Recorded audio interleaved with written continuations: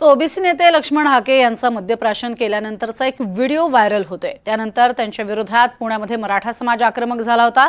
पुण्यातील कोंढवा या भागात लक्ष्मण हाके मद्यप्राशन करत असल्याचा आरोप मराठा कार्यकर्त्यांनी केला। लक्ष्मण हाके यांचे रक्ताचे नमुने घेण्यात आलेत।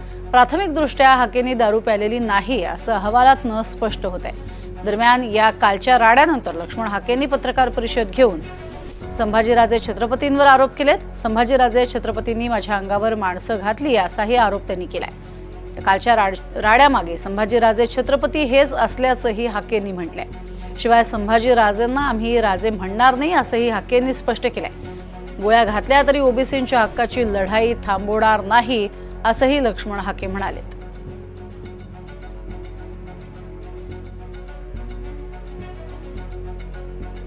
एकीकडे आपण बघितलं होतं लक्ष्मण हाके यांचा एक व्हिडिओ व्हायरल झालेला होता आणि त्यात त्यांनी मद्यप्राशन केलंय असा आरोप केला जात होता आणि यामुळेच मराठा कार्यकर्ते आक्रमक झाले होते। तर दुसरीकडे स्वतः हाकेंनी या संदर्भात प्रतिक्रिया दिलेली होती। माझ्या बीपीच्या औषधं सुरू आहेत असंही म्हटलं होतं। काल रात्री पुण्यात असलेले लक्ष्मण हाके आज नागपुरात आहेत, नागपुरात पोहोचलेले आहेत। उद्या चंद्रपूर येथे त्यांची सभा आहे। पण काल रात्री जे काही घडलं त्याच्यामागे कोण होतं हाकेजी आम्हाला सांगा। कोणावर आपला संशय आहे, काय काय नेमकं घडलं आमच्या प्रेक्षकांना सांगा। हे बघा, काल रात्री जो मला बदनाम करण्याचा जो केविलवाना प्रयत्न झुंडशाहीच्या जोरावर काही लोकांनी केला, त्या लोकांना माझं सांगणं आहे की लक्ष्मण हाके जर गेल्या दोन वर्षभराच्या कालावधीमध्ये जर कुठल्या बारमध्ये, हॉटेलमध्ये, दारूच्या दुकानात जाऊन जर दारू प्याला असेल त्याचं एक फुटेज त्यांनी दाखवावं। काल माझ्यावर जे आरोप झाले त्या आरोपानंतर मी अर्ध्या पाऊण तासात प्रेस केलेली आहे। महाराष्ट्राला मी आव्हान केलेलं आहे आणि असे खोटे नाटे आरोप करून माझ्या तोंडी काहीही शब्द घालून मला बदनाम करण्याचा प्रयत्न तुम्ही करू नका। अशा बदनामीला घाबरणारा लक्ष्मण हाके नाही। ओबीसीची लढाई जीव गेला तरी चालेल, हा लक्ष्मण हाके ही लढाई लढत राहील। तुम्हाला मद्यप्राशन करताना बघितल्याचा दावा काही लोकांनी केला होता, तो व्हिडिओ व्हायरल आहे असा त्यांचा दावा आहे। काय म्हणाल आणि याच्यामागे कोणतं षडयंत्र आहे, कोण आहे याच्यामागे? कोणता व्हिडिओ आहे त्यांच्याकडे त्यांनी पुढं आणावा। कुठली दारू प्यालो ते सांगावं, कुठल्या हॉटेलमध्ये गेलो ते सांगावं, बरं कुठल्या दुकानात घेतली तेही सांगावं। आणि याच्याही पलीकडे जाऊन हे त्यांच्याकडे पुरावे नसतील तर मी सिव्हिल हॉस्पिटलला ब्लड दिलेला आहे, युरिन दिलेली आहे, माझ्या टेस्ट झालेल्या आहेत। त्या टेस्ट झाल्यानंतर मग आरोप करावेत।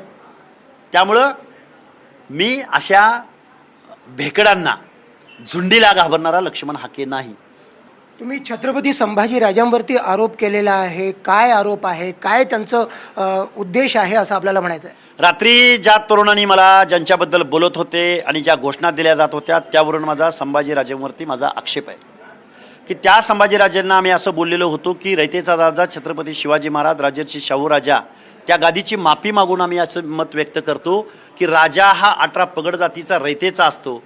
तुम्ही जर खरोखर राजा असता तर तुम्ही ओबीसी आंदोलनाला भेट दिली असती। हा एक उद्वेग, एक वेदना की जी पॉझिटिव्ह असू शकते।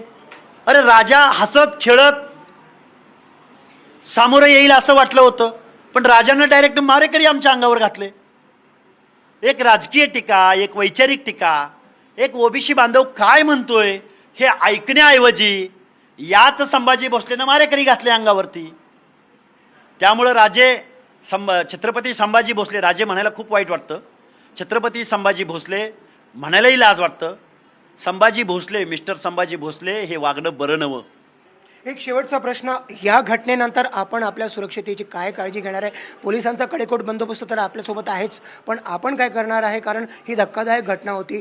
काय वाटते, काही भीती वाटते भविष्याला घेऊन? उद्या तुमचा चंद्रपूरला कार्यक्रम आहे। उद्या चंद्रपूरला कार्यक्रम आहे, होणार। आम्ही संविधानाची भाषा बोलणार, आम्ही ओबीसीची भाषा बोलणार, ओबीसीच्या हक्क अधिकाराची भाषा बोलणार, संविधानिक मार्गाने बोलणार, लोकशाहीच्या मार्गाने बोलणार। आणि कायदा आणि सुव्यवस्था हा प्रशासनाचा भाग आहे आणि आम्ही तर जीवाची पर्वाच केलेली नाही। जीवाची पर्वा केलेली नसल्यामुळे जीव जाण्याची भीती मला तर नाहीच, पण ओबीसीचा आवाज कुठेही दाबला जाणार नाही यासाठी लक्ष्मण हाके छातीची ढाल करून पुढं उभा असेल। खूप खूप धन्यवाद NDTV मराठीसोबत बोलल्याबद्दल। तर हे आहेत लक्ष्मण हाके, ज्यांचं स्पष्ट असं म्हणणं आहे की मी जीवाची पर्वा करत नाही। काल रात्री जे काही घडलं त्या घटनेनंतर तरीही ते नागपूरला पोहोचलेले आहेत। उद्या त्यांचा चंद्रपूरला कार्यक्रम आहे। NDTV मराठीसोबत साठी संजय तिवारी, नागपूर.